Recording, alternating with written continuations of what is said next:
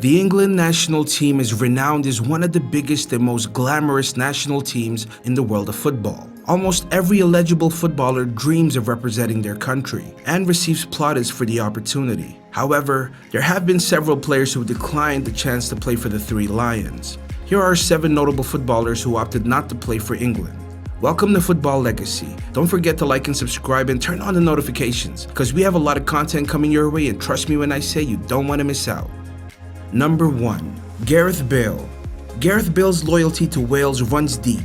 From his youth days to his senior career, he has always been clear that he wanted to represent Wales and nothing else. His agent once suggested the idea of playing for England before his senior debut, but Bale threatened to sack him for even suggesting it.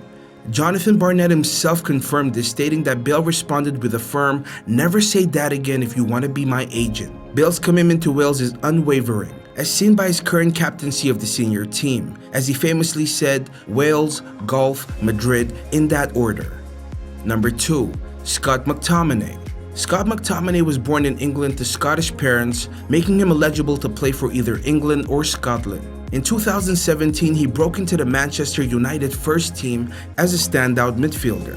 Despite his impressive performances, England appeared hesitant to call him up due to their already stacked midfield. Fortunately for McTominay, his manager at the time, Jose Mourinho, encouraged him to opt for Scotland instead. In February of 2018, Mourinho recommended McTominay to Scotland's coach Alex McLeish, stating that England was missing out on his talent. The following month, McTominay received his first call-up to the Scotland national team. After playing his first 2 games, he expressed his pride in representing the country of his heritage, saying, "I wanted to play for Scotland, and I always have since I was a young boy. It was an incredibly proud moment for me when the coach called me up, and hopefully I can continue to perform well for Scotland." Number 3. Jamal Musiala. Musiala is currently considered one of the most talented teenage footballers in the world. When he established himself as a regular for Bayern Munich's first team at the age of 17, multiple national teams competed for his allegiance. Born in Germany to a Polish mother and a British-Nigerian father, Musiala was eligible to play for Nigeria, Germany, England, and Poland. Despite playing for England's under-15s while at Chelsea's academy, Musiala later switched to Germany's under-16s after moving to Bayern Munich. However, he returned to the England youth system while playing for Bayern, representing their under-16s, under-17s, and under-21s. As a result, England considered themselves in the running for his international commitment.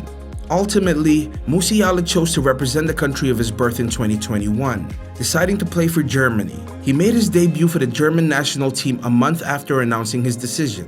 When asked why he chose Germany over England, Musiala simply stated that it felt like the right decision, saying, "I just listened to the feeling that over a long period of time kept telling me that it was the right decision to play for Germany, the land I was born in." Number 4. Alex Iwobi. Alex Iwobi, much like Musiala, had the option to represent both England and Nigeria. He was born in Lagos, Nigeria, but grew up in London. Just like Musiala, Iwobi played for England at the youth level and even won the Victory Shield for the under-16 team.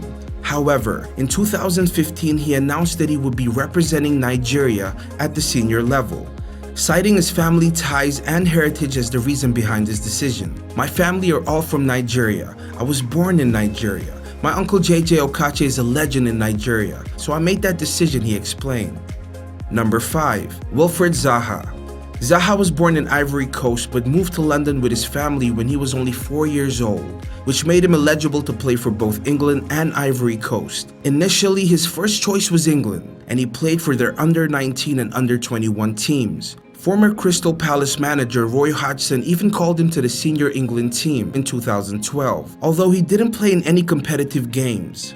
However, in 2016, Zaha requested to switch his allegiance to his country of birth, Ivory Coast, and FIFA granted his wish. Since then, he has gone on to represent the Ivory Coast national team in 3 international tournaments.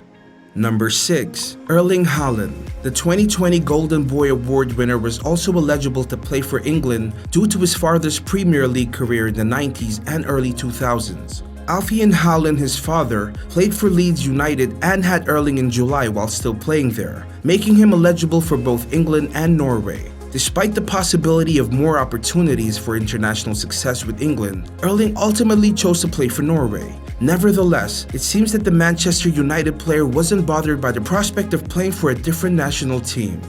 Number 7. Michael Antonio. The international journey of Antonio has been rather confusing. He was born in London to Jamaican parents, which meant he was eligible to play for both Jamaica and England. In March 2016, he expressed his desire to play for England and turned down Jamaica. Later that same year, he was called up for a World Cup qualifier, but remained on the bench. The following year, he was again called up but had to withdraw due to an injury. However, in 2021, Antonio's priorities changed, and he expressed his passion for playing for Jamaica. The country approached him in February, and he publicly declared his intention to play for them, even starting the process of obtaining a Jamaican passport. However, on 17th of March 2021, Jamaica announced a 19-man shortlist for their upcoming games, and Antonio wasn't included. There were rumors that he was still undecided and holding out for a call from England. Nevertheless, 3 months later, Antonio made it clear that he had made up his mind and wanted to play for Jamaica. That's all for now, and see you guys in the next video.